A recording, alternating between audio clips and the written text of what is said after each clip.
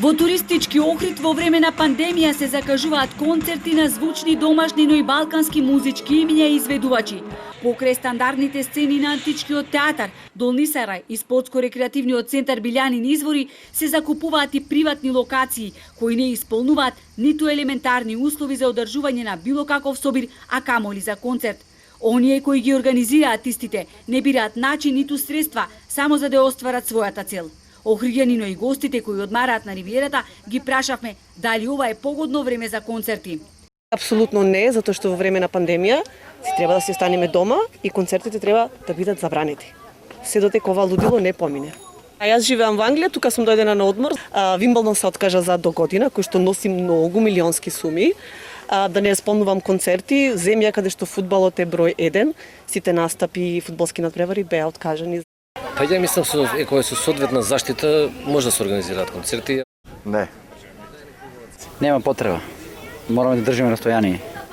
Дел од концертите, како што пишува на плакатите, треба да се одржат на стадион Горица, но таков стадион во Охрид не постои. Ова е локацијата на која што е закажано одржување на 3 концерти.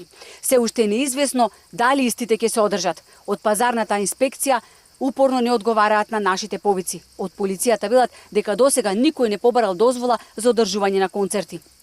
Нема одговор од пазарната инспекција дали има и кој го склучил договорот за одржување на концертите за кои се продава и карти. Чија е оваа локација и кој ќе сноси одговорност ако ситуацијата излезе од контрола на просторот кој воопшто не е заграден ниту уреден. Знаеме дека од еден концерт излегуваат доста пари и знаеме како излегуваат. Излегуваат од карти, излегуваат од пијачки, излегуваат од редени реклами. Сите тоа доведува до одреден број на луѓе да се својот начин на заработувачка да го акцентира точно на тоа. Кога се заработува целта ги оправдува средствата, кога треба да се заработат пари, никој ништо не бира. Значи бараат начин како тоа да изиграат државата, да го изиграат законот. Од спортско-рекреативниот центар Билјанин извори, каде ќе се одржат 2 концерти, вела дека нивна задача била само да ги изнемат терените. Организаторот е должен да ги почитува протоколите, а УЈП и пазарната инспекција да санкционираат. Ако од надлежните оцена дека не може да се организираат настапите, ние ќе ги раскинеме договорите, велат.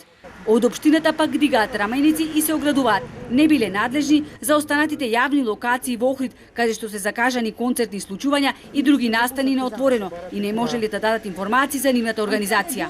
Но касарната е под капа токму на општината, а таму и тоа како се закажани концерти. Но од општината вела дека за ова прв пат слушаат.